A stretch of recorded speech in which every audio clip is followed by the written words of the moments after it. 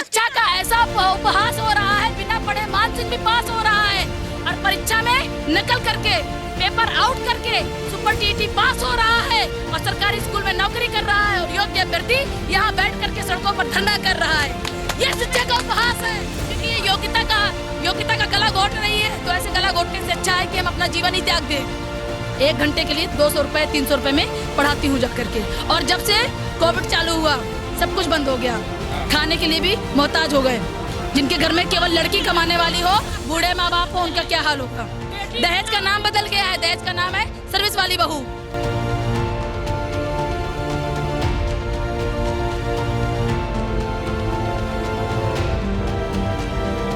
आज सर हमसे बोल रहे हैं कि डेलीगेशन टीम अपनी तैयार करिए और मिलने चलिए मैडम से। कल पूरा दिन सारे बच्चे वहीं बैठे रहे, मजबूरी थी, कीचड़ था बाहर तो हम लोग बैठ नहीं सकते थे वहां पर, तो अंदर बैठ गए थे। जबकि हम लोगों ने किसी को परेशान नहीं किया, आप लोगों ने देखा है, किसी को परेशान नहीं किया और हमने उनको अलग निकलने का रास्ता छोड़ दिया और साधारण तरीके से वहां बैठे रहे और सिर्फ यही कहा कि मैडम से बात कराइए। मैडम आई, हमारे सामने से गाड़ी से उतरी और निकल के ऊपर चली गई। इसके बाद जब वो जाना था तो पीछे के दरवाजे से निकल के चली गई, हम लोगों को पता न चलने पाए इसलिए। और सोचिए 3 बजे का समय दिया मिलने का, इसके बाद भी नहीं मिली और ऊपर से कहती है। आपको पता है मैम, आप बताए, मैं 3:30 बजे खुद आया था तो मैम हमारे सामने ही गई थी। अच्छा, उसके पहले और हम उसके गए, उनके पीछे दौड़ के गए। बिल्कुल बिल्कुल, उन्होंने गाड़ी नहीं रोका, निकल गई। और उसके पहले जो विजय किरण चिंता देखेंगे और लखनऊ मतलब मिलवाते हैं चल के, मतलब कितना लखनऊ देखेंगे, कितनी गलियां घूमेंगे, कहाँ कहाँ ऐसा कोई नेता नहीं बचा बीजेपी का, अपोजिशन का भी, जिसके कार्यालय पे हम लोग जा करके प्रत्यावेदन न दिए हों। रह गई बात, आपने कहा कि किसी भी तरह का संशोधन नहीं किया जाएगा और जो भी त्रुटियां पाई जाएंगी दंडनीय अपराध के रूप में उसे दंड दिया जा सकता है। आपने संशोधन भी किया, जो आपने जिसके लिए आप अपराध कह रहे थे उसके लिए आपने संशोधन करके उन लोगों को नियुक्ति दी। और ये जो योग्य अभ्यर्थी अपनी परीक्षा क्वालिफाई करके बैठे हुए हैं और सोचिए 68,500 में इन्होंने कैरी फॉरवर्ड की थी 72,000 वाली जो 2011 में सीटें थी, उनको कैरी फॉरवर्ड करके 68,500 में जोड़ी थी। तो 68,500 में बची हुई सीटें योग्य अभ्यर्थी न मिलने के भाव में जो सीटें बची थी वो 69,000 में कैरी फॉरवर्ड तो वैसे भी हो जानी चाहिए, क्योंकि वो 1,37,000 का पार्ट थी। और कोर्ट ने कहा था, सुप्रीम कोर्ट ने, कि 1,37,000 पदों को 6 माह के अंदर आपको भरना है। कैसे भरना है ये आप डिसाइड करिए। तो कैसे आप नहीं कैरी फॉरवर्ड कर सकते उनको? नहीं करो, मुझे उससे भी फर्क नहीं पड़ता।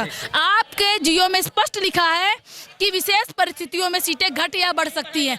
एक परिस्थिति 68,500 में आई थी, योग्य अभ्यर्थी नहीं मिले थे, आपने बीएड को शामिल नहीं किया था। एक परिस्थिति आपके पास आती है 69,000 में कि आपके पद के सापेक्ष ज्यादा बच्चे पास होते हैं, तो आप दूसरी परिस्थिति में अगर वहां सीटें रोक सकते थे तो यहाँ सीटें ऐड कर सकते थे। और जियो में तो लिखा हुआ है स्पष्ट कि सीटें घट बढ़ सकती हैं विशेष परिस्थितियों में। ये बताइए सरकार स्थिति क्या होगी सर कि 11 सरकार ने जो जियो जारी किया था उसमें साफ उसमें लिखा था 90 नंबर वाला विद्यालय में पढ़ाई जा सकती है। आज मैं सरकार से यही कहना चाहती हूँ कि इससे बड़ी विषम परिस्थिति कौन सी होगी कि एक योग्य छात्र सड़कों पे घूम रहा है, आपकी योग्यता का मजाक बनाया जा रहा है, उसका हनन हो रहा है। क्यों आपको नहीं दिखाई देता है? हम आपसे हाथ जोड़कर अनुनय विनय कर रहे हैं कि कृपया हमारी मांगों को पूरा करें, लेकिन हम लोग बहुत हठी हैं। जब तक हम लोगों की मांगें पूरी नहीं हो जाएंगी ना, तब तक हम लोग यही डटे रहेंगे। उसमें चढ़े हुए, टंकी में चढ़े हुए हैं। किसी भी बच्चे के साथ अगर कोई ट्रेजेडी हो गई तो ये सोच लो एक एक बच्चा उसी टंकी में चढ़ करके अपनी जान दे देगा। और ये आत्महत्या नहीं होगी, ये हत्या होगी। और वो हत्या ऐसी हत्या होगी जिसकी जिम्मेदार सिर्फ और सिर्फ उत्तर प्रदेश सरकार होगी, क्योंकि ये योग्यता का गला घोट रही है। तो ऐसे गला घोटने से अच्छा है कि हम अपना जीवन ही त्याग दें, क्योंकि कोई मतलब नहीं है। फिर वही होगा, पेपर आउट होगा, फूल कली और डीजे वाले बाबू फिर 142 नंबर लेके आएंगे और हम लोग अपने मानक से ज्यादा नंबर लाके फिर से बाहर हो जाएंगे और फिर ये एकेडमिक को आधार बनाएंगे और फिर हमारे साथ खिलवाड़ करेंगे। फिर शिक्षा मित्रों को 2 बार कोर्ट ने कहा था शिक्षा मित्रों को वेटेज देने के लिए 25 नंबर का, तीसरी बार इन्होंने घोषणा 1 साल पहले ही कर दी थी। 1 साल पहले ही इन्होंने घोषणा कर दी, 1 साल बल्कि क्या 2 साल हो चुके। 2 साल पहले इन्होंने कहा कि हम एक बार और भारांक देंगे शिक्षा मित्रों को, जो परीक्षा नहीं निकाल पा रहा उनको आप 25 नंबर का भारांक देंगे और जो परीक्षा पास किए बैठा है उसको आप नौकरी भी नहीं देंगे और हाईएस्ट कट ऑफ भी पास किए बैठा है। एकेडमिक के दम पे आप सत्ता पे आए थे। इन्होंने कहा था सपा सरकार ने कांस्टेबल की वैकेंसी एकेडमिक के आधार पे की। कोई भी योग्यता का मानक एकेडमिक नहीं होता है, परीक्षा होती है और परीक्षा का अंकफल जो होता है वो आपका मानक होता है। और इसी बात को लेकर के सपा सरकार को उत्तर प्रदेश की जनता ने बाहर का रास्ता दिखाया था और इसी एक मुद्दे पे बीजेपी आई थी सिर्फ एक मुद्दा था, यही एकेडमिक हटाओ, देश बचाओ, योग्यता का सम्मान करो, यही मुद्दा लेकर के आए थे, क्योंकि उनको पता था कि अब जाति धर्म से वोट नहीं मिलेगा। और आज ये वही एकेडमिक दोहरा चरित्र दिखाते हैं, एकेडमिक जोड़ करके हम सबको बाहर कर देते हैं, जबकि हमसे कम नंबर वाला नौकरी पे बैठा है। How can possible? केवल ये यूपी में हो सकता है, पेपर भी आउट होगा, जिसको राष्ट्रपति का नाम नहीं पता होगा वो 142 145 नंबर लेके आएगा, और जो सिविल की तैयारी करने वाला बच्चा होगा वो 120 115 118 लेके आएगा, आपके मानक कट ऑफ से कहीं ज्यादा, लेकिन वो इसलिए बाहर हो जाएगा क्योंकि उसकी एकेडमिक कम है। जबकि आप एकेडमिक को ही लेकर के मुद्दा बना करके सत्ता में आए थे। आपने कहा था एकेडमिक कभी मानक नहीं होता है, क्योंकि 3rd डिवीजन पास आदमी भी IAS ऑफिसर बन जाता है, क्योंकि उसके अंदर लगन होती है, उसके अंदर डेडिकेशन होता है। तो आज हमारा डेडिकेशन नहीं दिख रहा है, जितना डेडिकेशन हम अपने पदों को जुड़वाने के लिए दिखा रहे हैं। अगर हमें नौकरी दी जाएगी 1 साल बाद, आप लोग हमारे विद्यालय में विजिट कीजिएगा, उससे ज्यादा डेडिकेशन आपको हमारे विद्यालयों में दिखेगा, क्योंकि हम लोग टीचर हैं। मैं डिग्री कॉलेज खुद पढ़ाती हूँ, 10,000 रुपये मिलता है, बताइए। डिग्री कॉलेज में 10,000, 300 रुपए में आप 1 घंटे की लेक्चर लेते हैं जाकर के कोचिंग सेंटर में। मैं खुद लेती हूँ 1 घंटे के लिए 200 रुपए 300 रुपए में पढ़ाती हूँ जाकर के। और जब से कोविड चालू हुआ सब कुछ बंद हो गया, खाने के लिए भी मोहताज हो गए। जिनके घर में केवल लड़की कमाने वाली हो, बूढ़े माँ बाप हो, उनका क्या हाल होगा। दहेज का नाम बदल गया है, दहेज का नाम है सर्विस वाली बहू। दहेज का दूसरा नाम सर्विस वाली बहू हो चुका है। जिस लड़की के पास सरकारी सर्विस नहीं है उसकी कोई वैल्यू नहीं। माँ बाप जाते हैं, बिटिया मेरी एमएड की है, डिग्री कॉलेज पढ़ाती है, कहते हैं कहाँ?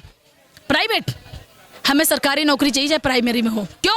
क्योंकि सरकारी नौकरी में एक तो जॉब की स्थायित्व रहता है, दूसरी चीज पर्याप्त सैलरी मिलती है जिससे वो अपना भरण पोषण करने में सक्षम रहे। तो सोचिए, दहेज का नाम बदल चुका है, लड़कियों की शादियां रुक गई इसी बात की वजह से, क्योंकि सुपर टीटी में होना था, एंगेजमेंट हो गई, परीक्षा हो गई, वापस हो गई शादी। क्यों? क्योंकि फाइनल लिस्ट में नाम नहीं आया। क्यों? क्योंकि एकेडमिक जोड़ा गया। एकेडमिक से वो बाहर थी, ना कि परीक्षा से बाहर थी। परीक्षा में 110 115 120 कितने देखिए आप, फटे पड़े हैं ये परीक्षा के अंक पत्र। सुबह से यही हो रहा है। कितने जब उस योग्यता का लेकर क्या करेंगे, जिस योग्यता से हमें कुछ मिल ही नहीं रहा है, दर दर की ठोकर खा रहे हैं, सड़कों पे भटक रहे हैं, तो क्या करेंगे? हम लोगों ने फाड़ के फेंक दिया। अगर हम अनपढ़ होते तो जैसे योगी जी या मोदी जी बोलते हैं ना, पकौड़े तलो, शायद किसी जगह अपनी एक ठलिया बना करके पकौड़े तल करके भी अपना पेट पाल रहे होते। लेकिन हम योग्य हैं, ये हमारे लिए अभिशाप बन गया, क्योंकि अब अगर हम एमएड करने के बाद हम जाकर के पकौड़े तलेंगे तो हम नहीं हो पाएगा। हमारा जो आत्मसम्मान होगा वो आहत होगा, हमारी योग्यता आहत होगी। और एक टीचर एक नेशन बिल्डर होता है, कहते नहीं शिक्षा गुरु और वैद्य। इन लोगों को अगर भयपूर्वक अगर आप कोई काम कराते हो तो कभी भी आपके लिए हितकर नहीं होगा, चाहे समाज हो, चाहे राष्ट्र हो, चाहे देश हो, चाहे राजा हो, चाहे कोई भी व्यक्ति हो। इसीलिए राजा बनाते समय पहले क्या होता था, एक उपदेश दिलवाया जाता था। आपने शायद एक पुस्तक पढ़ी हो, सुकनासोपदेश, जो कादम्बरी का ही पाठ थी। उसमें इसीलिए राजा को ज्ञान दिया जाता था, राजा को उपदेश दिए जाते थे ताकि वो सही और गलत में विभेद कर सके। आज हमारे राजा लोग ऐसे ही बन जाते। क्यों? क्योंकि इलेक्ट होके आए, इलेक्ट होने के बाद में उनमें से जो ज्यादा बलशाली है वो नेता बन गया, वो मुख्यमंत्री बन गया। मुख्यमंत्री बनने के बाद जब उसने कुछ सुना ही नहीं, गुरु का वचन लिया ही नहीं, तो उसको कहां से पता चलेगा कि हमें क्या करना है, how to do, how to not do, उनको पता ही नहीं है। और इसीलिए ये विसंगति है कि योग्यता दर दर भटक रही है। और जो फेल अभ्यर्थी थे 3 नंबर कॉमन से पास हो गए, पास होकर के एकेडमिक अच्छी होने की वजह से शिक्षा का ऐसा उपहास हो रहा है, बिना पढ़े मान सिंह भी पास हो रहा है, और परीक्षा में नकल करके पेपर आउट करके सुपर टीटी पास हो रहा है, और सरकारी स्कूल में नौकरी कर रहा है, और योग्य अभ्यर्थी यहाँ बैठ करके सड़कों पर धरना कर रहा है। ये शिक्षा का उपहास है। बिना पढ़े मान सिंह पास है, फूलकली पास है, डीजे वाले बाबू पास है। ये महिला सशक्तिकरण की बात की जाती है, उस राज्य में महिलाएं दर दर की ठोकरें खा रही है, सरकार को दिखाई नहीं दे रहा है, उनकी मजबूरियां नहीं दिखाई दे रही है। एक महिला अपने घर परिवार छोड़कर यहाँ अकेले आ रही है, क्या सरकार को नहीं दिखाई दे रहा है? उसके बावजूद भी कि वो योग्य है, उसके बाद भी सरकार हमारी मांगों को क्यों पूरा नहीं कर रही है? सरकार से बस यही हाथ जोड़ के प्रार्थना कर रहे हैं कि प्लीज सर हम लोगों की फीलिंग्स को समझिए, उसके साथ मत खिलवाड़ खेलिए। अब तो हम लोगों को दे दीजिए 22,000 सीटें जोड़ दीजिए। आप देखिए, जाने कितने 120 125 के फाड़े जा चुके हैं, जिनके 120 118 117 नंबर है।